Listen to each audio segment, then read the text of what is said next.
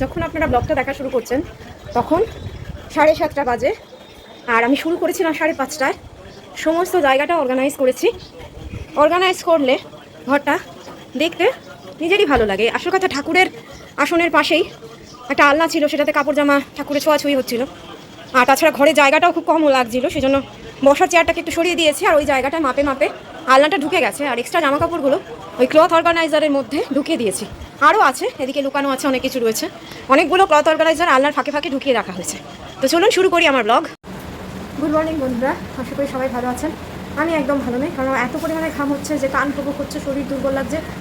আর ওষুধ যেটা খাই সেটার জন্য আমার মানে কী বলবো, ব্যালেন্সিংয়ের গণ্ডগোল হচ্ছে। মানে টুলে যাওয়া, পা একদিকে ফেলতে গিয়ে আরেকদিকে পড়ে যাওয়া, এগুলো হচ্ছে। এগুলো ওষুধের সাইড এফেক্ট। তো ভুলে হবে কি, কালকে যেহেতু ভোর ছিল, বাজার বা দোকান সব বন্ধ ছিল। আমি কুচকুচ করে কিনে রাখতে চাই না, মানে একবারে কিনে রাখতে চাই। তবুও যদি মাছ মাংসটা আগের দিন কিনে রাখতে পারি তাহলে আমার একটু সুবিধা হয়। পরের দিন ভেজিটেবলস কিনলাম, কারণ আমার ভারী জিনিস বইতে একটু অসুবিধা হয়। আর এই কাজগুলো ছেলেকে এই মুহূর্তে বাড়ির বাইরে বেরোতে দিচ্ছে না, কারণ একটু ওই যে বললাম একটু যেটা অসুবিধার কথা সেটা বলেছি। এবং যদি রাজনৈতিক পাশা বদল হয় তাহলে ওকে আরোই ঘরে বন্দি করে রাখতে হবে। মানে আমার কথা ও কিছুই শোনে না। এই বয়সে ও রাজনীতি করতে ঢুকে গেছে। আমি বারণ করেছিলাম যে অন্তত আগে কেরিয়ার করার দিকে মন দেয়, তারপরে না হয় সেগুলো করবে। অথচ এখনো ভোটার কার্ডটাই বের করতে পারিনি। চলুন দেখা যাক যে আমি কি বাজার করেছি। এক বোঝা সবজি এনেছি, কারণ ওয়েট কমাতে হবে। ওয়েট কমাতে গেলে মূল হচ্ছে ভেজিটেবল খেতে হবে।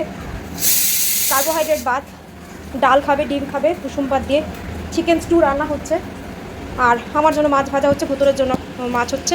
এগুলো হচ্ছে, এই এত কিছু আমি একবারে বয়ে এনেছি। প্লাস মাংস এনেছি, 2 কেজি মাছ এনেছি।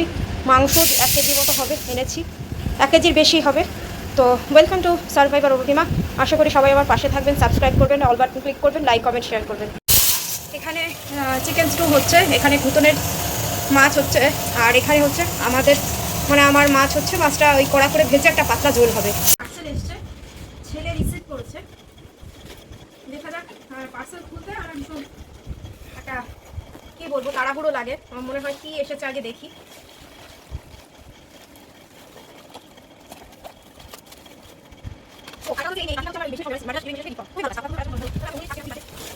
এই বোতলটা এসেছে, এটা হচ্ছে মোটিভেটার বোতল।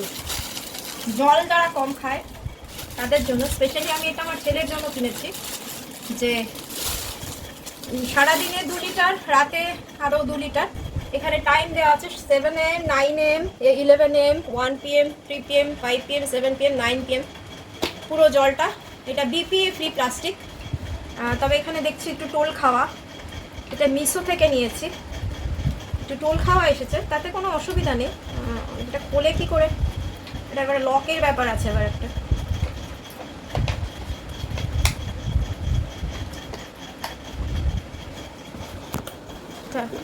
প্যাচ দিয়ে খোলে, বোঝা গেল। এর ভেতরে আবার আরেকটা বাচ্চা, ভেতর থেকে অনেক কিছু বেরোচ্ছে, সিপার। এটার ভেতর থেকেও আরেকটা বেরোনোর কথা। চৌবাচ্চা। হ্যাঁ, 3টে বাচ্চা বেরিয়েছে। চৌবাচ্চা। এটা সিপার হিসেবেও ইউজ করা যাবে। খুলে কি করে রে, আমি খুলতে পারছি না। ছেলের হেল্প নিয়ে এটাকে অ্যাসেম্বল করলাম। তো যেটা আমার জামা কাপড় মেলার অসুবিধা সেটা কেটে গেল, কিন্তু এখানে বারান্দাতে এটা আমি রাখবো না, রাখতে হবে আমাকে সেই সিঁড়ির ল্যান্ডিংয়ে।